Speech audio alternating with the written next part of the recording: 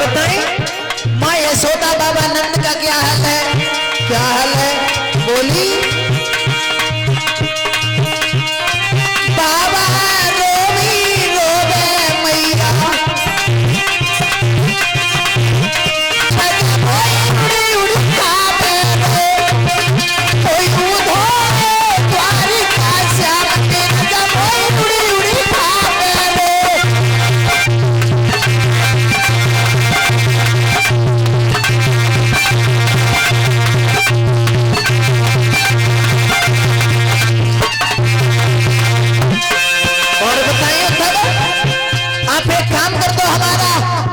मथुरा में चले जाओ, ये पत्र लिख करके हम तुम्हें दे रहे हैं। बोलो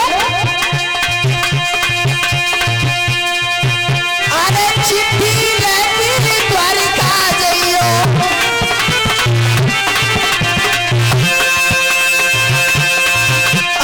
चिट्ठी लेती द्वारिका जइयो अरे मेरे मोहन को जाई बतइयो मेरे कान्हा को जाई बतइयो अरे राधा रोवे ले ले मंदिर जब उड़ी उड़ी खावे रे राधा रोवे ले ले मंदिर जब उड़ी उड़ी खावे रे।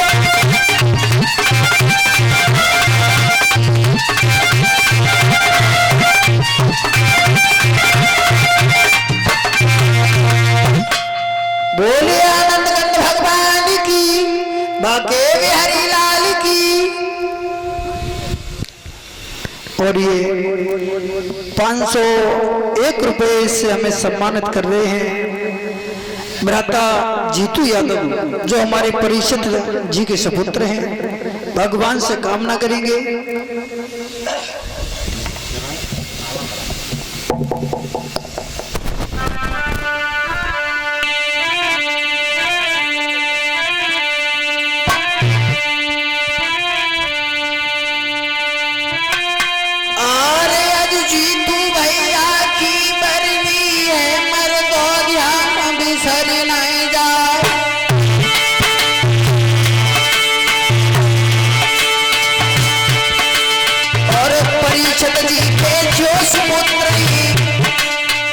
सभा में आई बैठी गई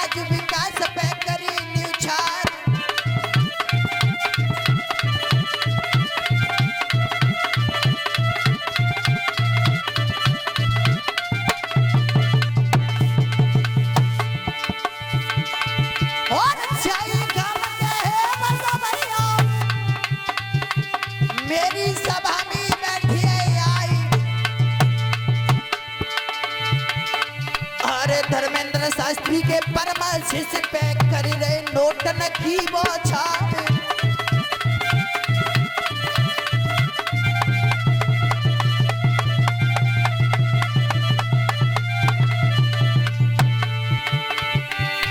अरे झुक झुक दिया हमारा पनब होगा भोलानाथ भरी भंडार एक पार्वती अंगना में घूमे तुम्हें धन देगी शारदा माई।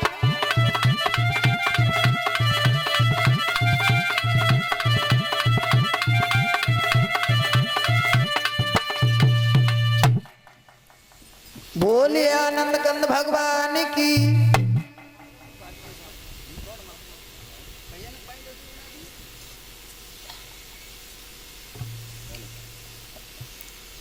आदरणीय सभी श्रोता बंधु, आइए गौर करते हैं यहाँ से आगे। भगवान कन्हैया के लाख चाहने के बाद में भी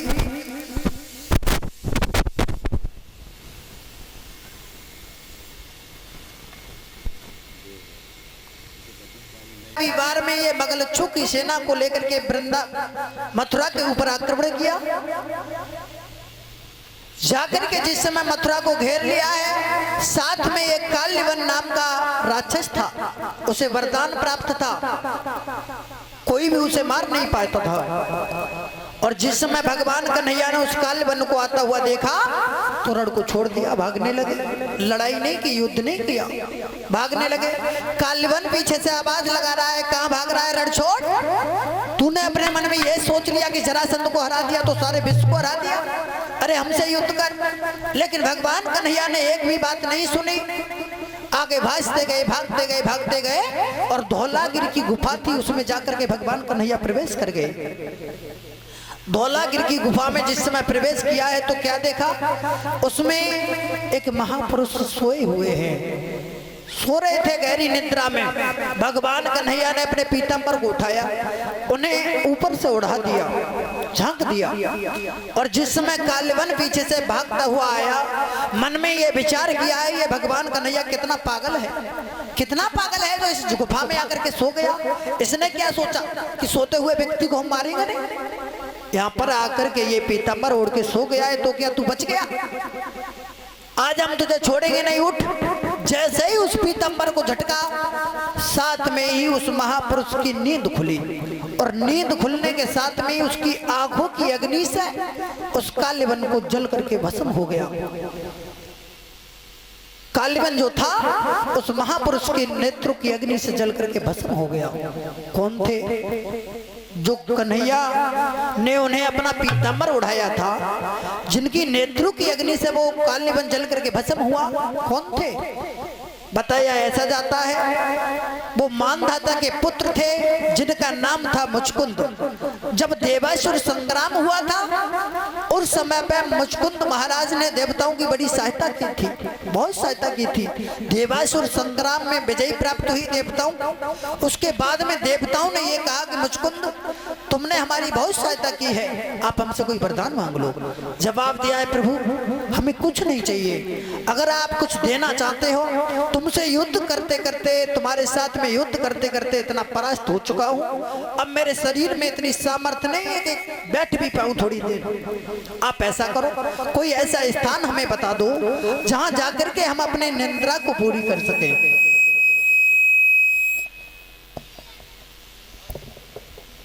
हम अपनी निंद्रा को पूरी कर सके, ऐसा कोई स्थान बता दो। जवाब दिया चले जाओ धौलागिरी की गुफा में, वहां जाकर के तुम्हें कोई परेशान नहीं करेगा, आराम से सोते रहना वर्षों तक। और मुचकुंद महाराज जो थे वर्षों तक नहीं बल्कि युगों युगों तक सोते रहे। त्रेता में संग्राम हुआ,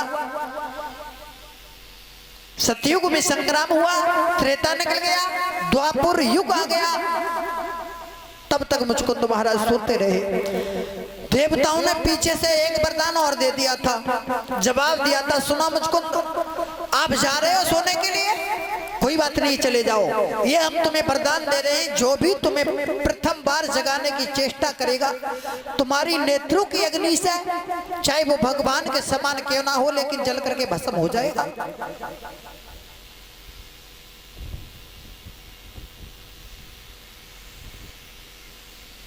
और इसी बीच में 100 रुपये हमारे पास में आए हैं सुशील यादव जो खोड़रे से आए हैं, लिख रहे हैं लंगुरिया सुना दो मटका कुल्फी।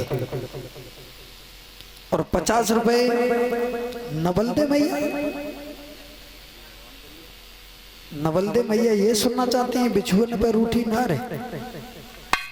किसने लिखा है ये? नवलदे मैया के काम नहीं हो सकते वैसे। अच्छा चलो अगर इच्छा है तो सुनाएंगे। भगवान कन्हैया जिस समय काल्यवन का देहांत हुआ है, भगवान कन्हैया ने मुचकुंद महाराज को दर्शन दिए, और दर्शन देने के बाद में ये फिर लौट करके मथुरा में नहीं गए। सभी मथुरा वासियों को उपदेश दिया है ऐसा काहे को नहीं करते, इस मथुरा का त्याग कर दो, वरना ये जरासंध बार बार आक्रमण करता रहेगा और हमें चैन नहीं लेने देगा। समुद्र के बीचों बीच में जाकर के द्वारका नगरी का निर्माण किया है भगवान कन्हैया ने, और सभी मथुरा वासियों को ले जाकर के सभी द्वारिका वासियों को, मथुरा वासियों को ले जाकर के उसी में रख दिया। उसी द्वारका नगरी में निवास करने लगे हैं सभी समुद्र के बीच में।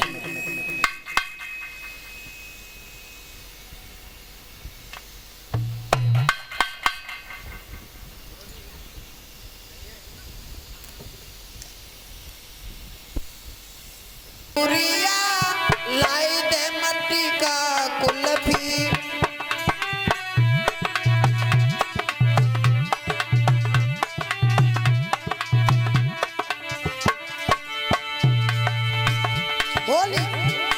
लंगूरिया लाई दे मट्टी का कुल्फी, लंगूरिया।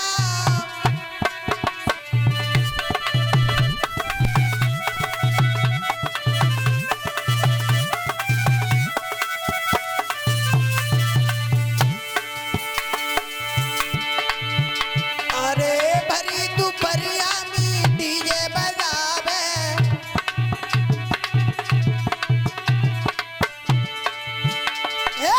भरी दोपहरिया में डीजे बजावे, कमरिया कमरिया कमरिया नाची नाची की लचकी,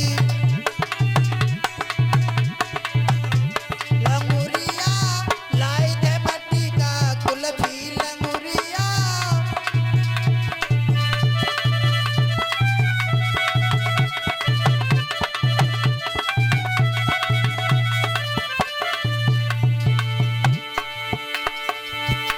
अरे ज्यादा नहीं रुपया 10 की मंगाई दे,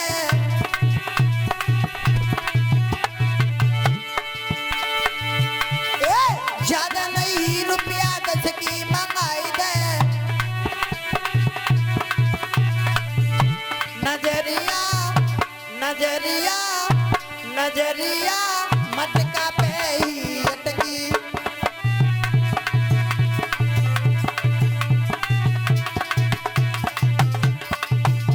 लंगूरिया लाई दे मट्टी का कुल्फी, लंगूरिया।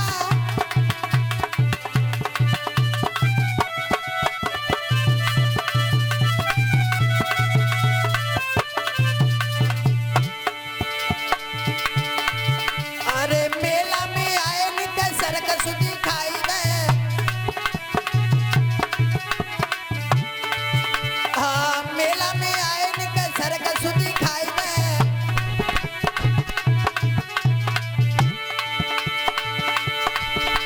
अंगूरिया अंगूरिया अंगूरिया दिखाई की दे घोड़की,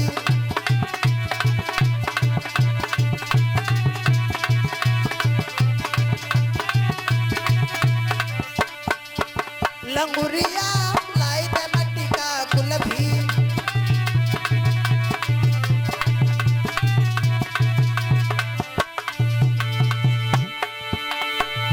अरे तूने नाई करी मेरे मन की,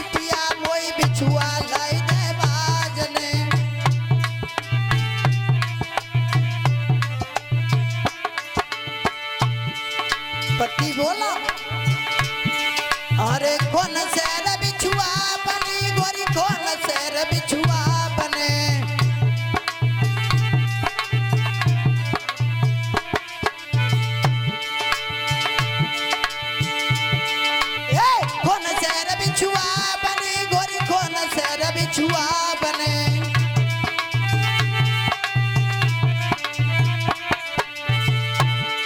और कहा बने जनकारा पिया मोय बिछुआ लाई दे बाजने। बिछुअन पे रूठी नार पिया मोय बिछुआ लाई दे बाजने।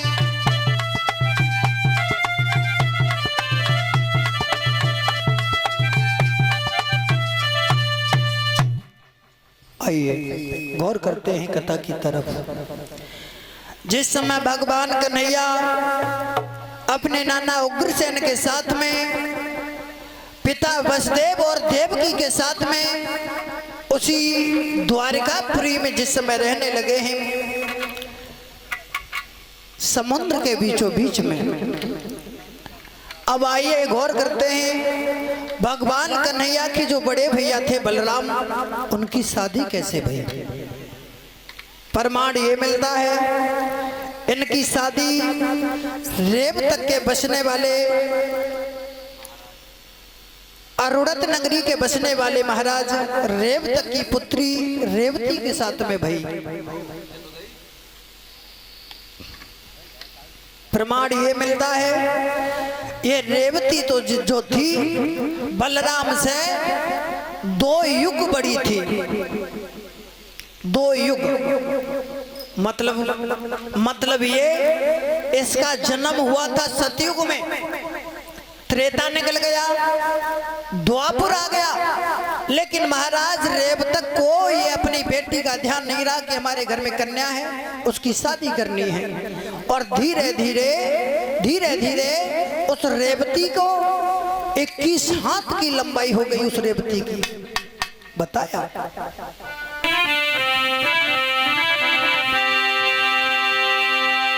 अरे बीत गए युग 3 की भूमि।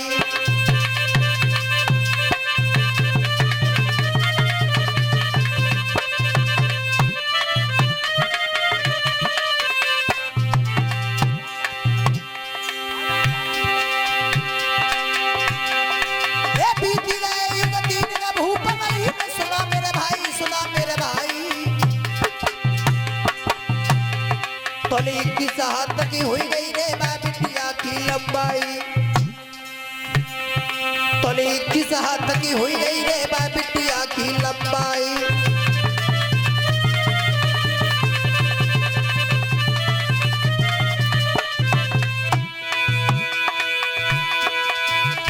भाई जीवन की बर्बादी है पर हुई नहीं पाई शादी है।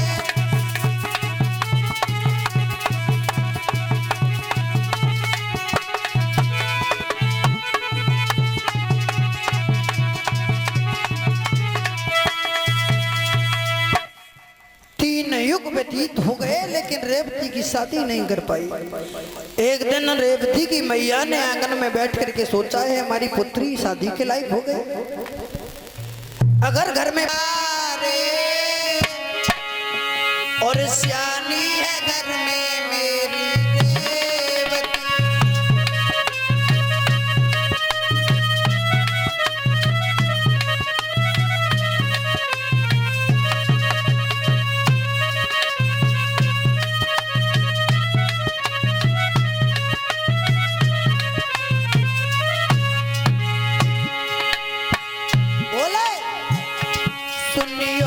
पति प्राण प्यारे सियानी है घर में मेरी रेवती। हाँ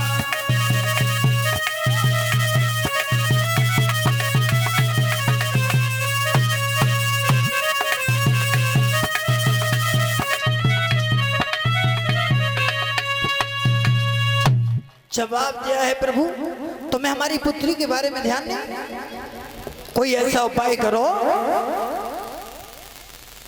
हमारी पुत्री की शादी करो। ब्रह्मा जी की सभा में पहुंचे हैं जिस समय जाकर के जवाब दिया है महाराज हमारी पुत्री शादी के योग्य है, कोई ऐसा वर बताओ, कोई ऐसा घर बताओ जिससे हम अपनी पुत्री की शादी कर सके। ब्रह्मा जी ने ध्यान लगा के देखा तो पूरी सृष्टि में उस रेवती जितनी उम्र का कोई भी वर नहीं मिला। कहां से मिलता? सतयुग पूरा बीत गया, त्रेता निकल गया, द्वापर आ गया। द्वापर में जाकर के बलराम के साथ में शादी होने के लिए जिस समय आई, 3 युग हो गए लेकिन रेवती की शादी नहीं हो पाई। इधर ब्रह्मा जी ने जिस समय ध्यान लगा करके देखा है, जवाब दिया है प्रभु बताती काहे को नहीं हो, कहां करे अपनी पुत्री की शादी? तो कह दिया जाओ द्वारकापुरी में बसने वाले भगवान कन्हैया के भाई बलराम के साथ में शादी कर दो। लगन और टीका को भजवाया है भगवान कन्हैया के पास में रेवतक ने। और जिस समय रेवतक लगन और टीका को भिजवाया भगवान कन्हैया के पास में, बलराम ने ये देखा है कि लगन टीका किसके लिए आया है, कहां से आया है? तो जवाब दिया है कन्हैया ने, भैया तुम्हारी शादी करने जा रहे हैं। बलराम कहने लगे हमें शादी नहीं करनी है कन्हैया। कन्हैया बोले क्यों नहीं करनी है, पागल हो गए क्या?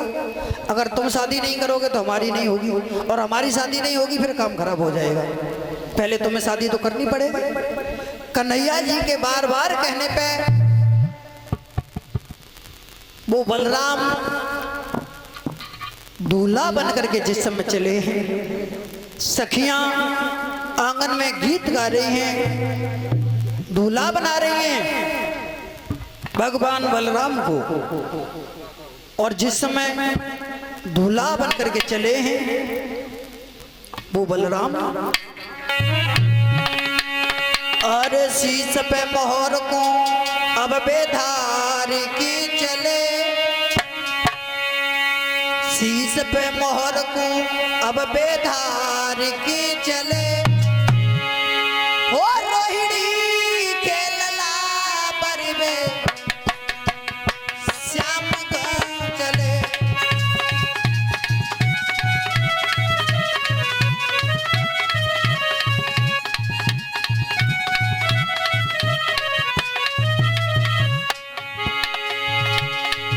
अरे शीश पे मोहर को अब बेधार की चले, ए शीश पे मोहर को अब बेधार की चले, हो रोहिणी के लला कर श्रृंगार को चले, हो रोहिणी के लला कर श्रृंगार को चले।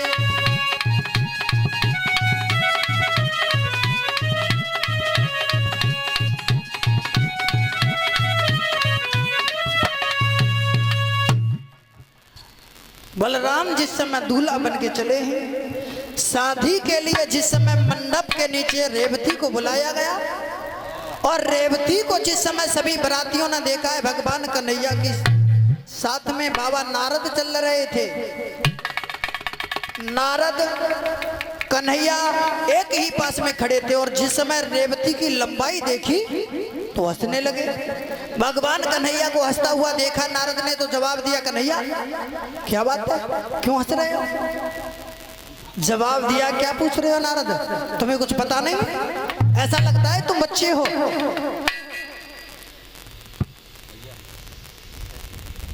तुम बच्चे तो नहीं हो, तुम्हें दिखाई नहीं दे रहा है ये? हमारी भैया कितने छोटे हैं लंबाई में, हमारी भाभी को देखो। बोले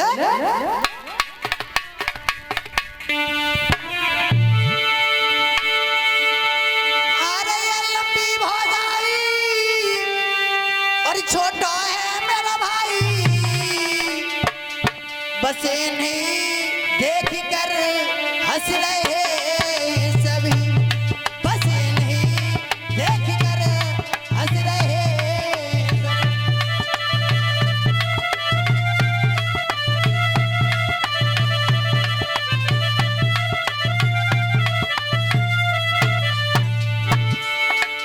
कन्हैया बोले सुनो, इसलिए हंस रहे हैं, हमारे भैया को देखो पहले कितने छोटे हैं लंबाई में, और ये हमारी भाभी 21 हाथ की है, कैसे गुजर होगी भैया?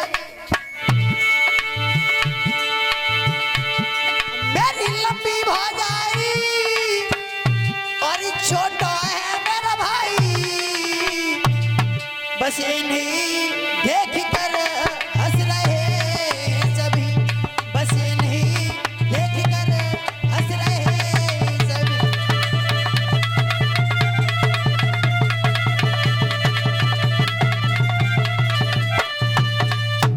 जवाब दिया है नारद, दिखाई नहीं देता है। नारद बोले हमारे कुछ समझ में नहीं आया। क्यों नहीं आया तुम्हारी समझ में? तो जवाब दिया है सुनो नारद, अगर तुम्हारी समझ में नहीं आया तो हम तुम्हें समझा रहे हैं, सुनो हमारी बात को ध्यान दिया।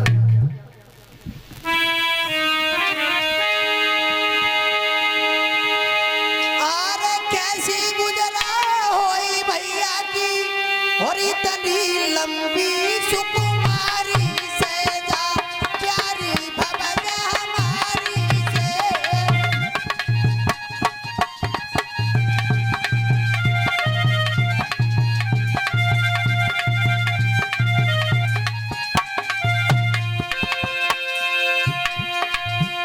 अरे कैसे गुजरा होई भैया की इतनी लंबी सुकुमारी से जा प्यारी भवन हमारी से।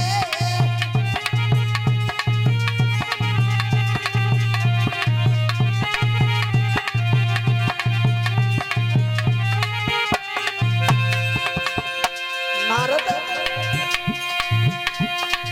अब मेरा भैया लागे पारो है।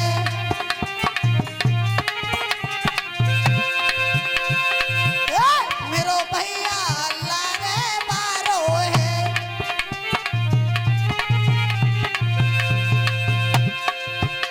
राजानी कहा विचारो है।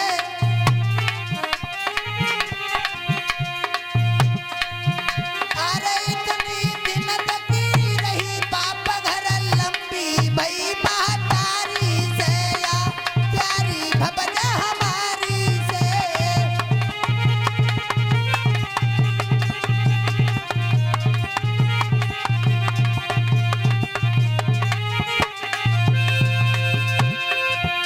अरे कैसे गुजरा होई भैया की इतनी लंबी सुकुमारी से जा प्यारी भवन हमारी से।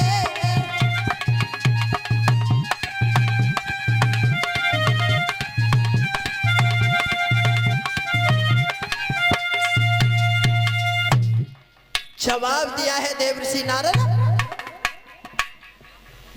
देखो हमारी भाभी को 21 हाथ की है लंबाई, हमारा भाई कमर तक नहीं आ रहा है, कैसे गुजर होगी, इसीलिए हंस रहे हैं। और जो देवर्षि ने ये बात सुनी तो देवर्षि नारद भी हंसने लगे, अन्य लोग बारात में थे वो भी हंसने लगे।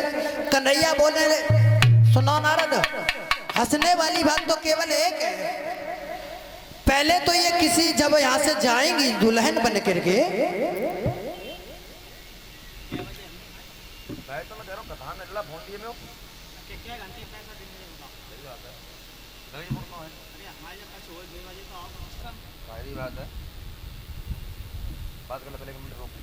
के कहने के अनुसार बलराम से ये कहा, बलराम कोई उपाय करो जो कि रेवती तुमसे छोटी हो जाए। तो हल मूसल को अपने हाथ में उठाया और रेवती में ठोंक लगाई, खुद से छोटा किया, उसके बाद में शादी की। बड़ी हंसी खुशी के साथ में बलराम का रेवती के साथ में विवाह होता है और लेकर के ये द्वारका में चले आए। बोलिए आनंद कंद भगवान की।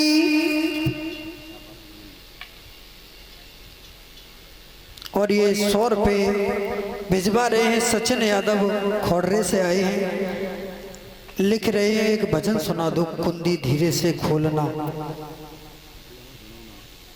आइए बोल लेते हैं एक लाइन, सभी भक्त ताली बजाते हुए बोले।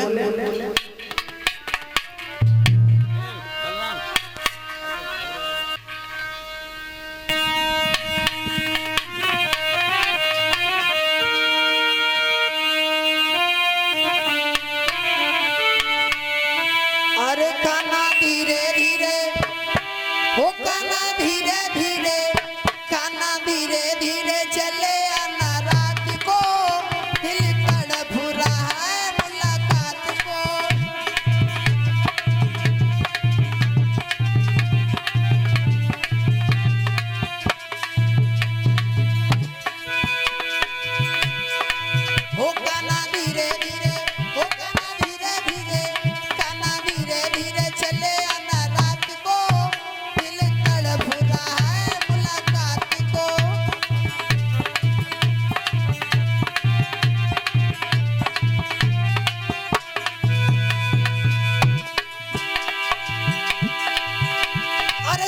ससुर का डर मत करना घर के पीछे आना।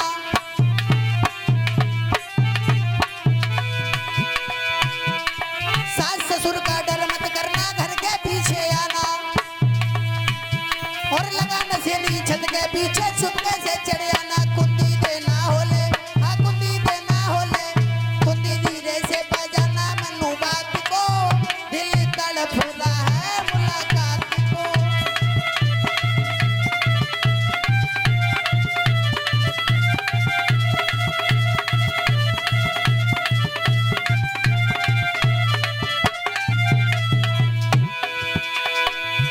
काना धीरे धीरे आना आधी रात को, दिल तड़प रहा है मुलाकात को।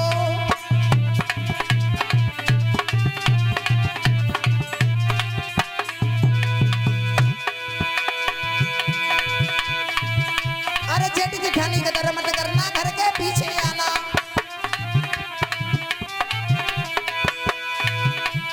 जेठ जेठानी का डर मत करना घर के पीछे आना।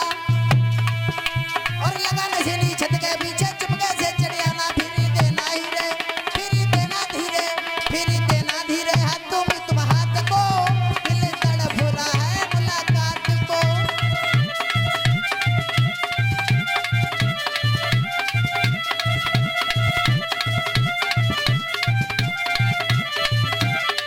बोलिए आनंद कंद भगवान की।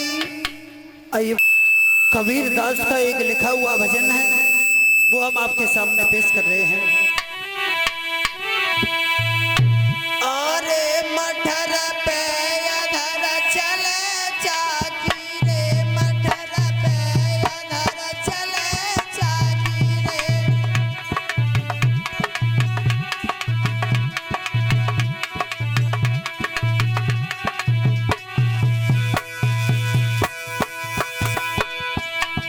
मटर पे अधर चले चाकी रे, मटर पे अधर।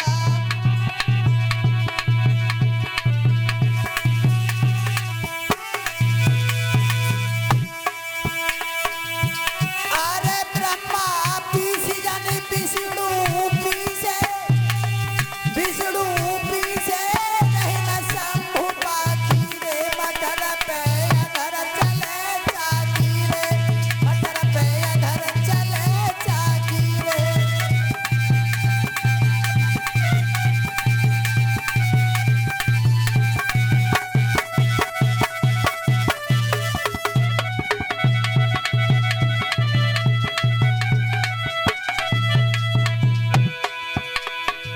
कबीर दास ने लिखा ये भजन मटर पे अधर चले चाकी। मटर बताया गया भूमंडल, और इस भूमंडल पे चाकी चल रही है माया की। मटर पे अधर चले चाकी रे, मटर पे अधर।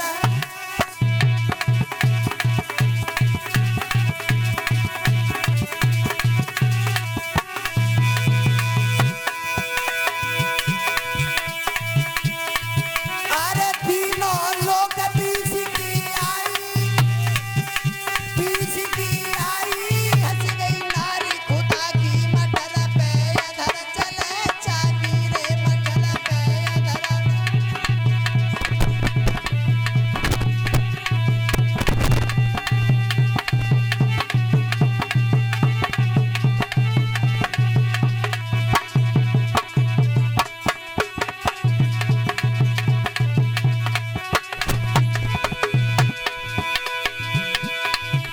मटर पे अधर चले चाकी रे, मटर पे अधर चले चाकी रे। अरे तीनों लोग पीस की आई, पीस की आई, हंस गई नारी खुदा की। मटर पे अधर चले चाकी रे, मटर पे अधर चले चाकी रे।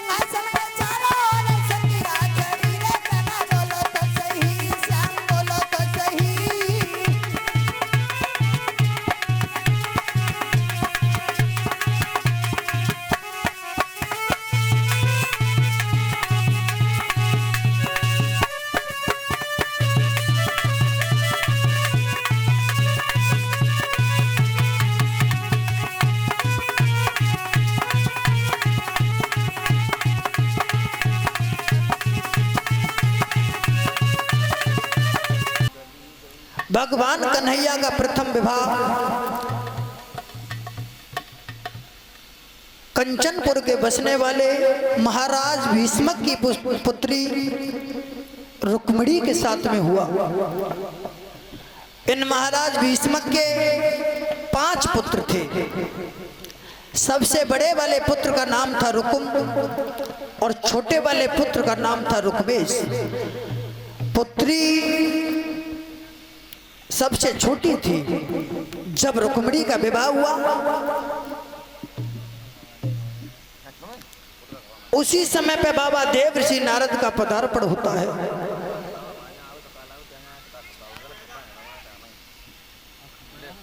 बाबा नारद को जिस समय देखा है अपने आंगन में आता हुआ, दोनों हाथ जोड़ के विनम्र निवेदन किया, बोले महाराज आज तो हमारे बड़े अहोभाग्य हैं जो आपके दर्शन हो गए। आज हमारे घर में एक पुत्री का जन्म हुआ है और बड़े ही अच्छे समय पे आप आए हो। आप एक बात बताओ, क्या हमारी पुत्री की दशा देख करके बता सकते हो? क्या हमारी पुत्री का नामकरण संस्कार कर सकते हो? बाबा देव ऋषि नारद बोले हैं, भीष्मक क्या छोटे मोटे साधु समझ रहे हो? कहाँ है तुम्हारी पुत्री, बुला करके लेके आओ। और जिस समय भीष्मक अपनी पुत्री को अपने हाथों पर रख करके लाए हैं, बाबा देव ऋषि नारद ने जिस समय उस कन्या की मस्तक की रेखा को देखा, बड़े प्रसन्न हुए देव ऋषि नारद। अपने हाथ में पत्रा को लिया बड़ी खुशी के साथ में,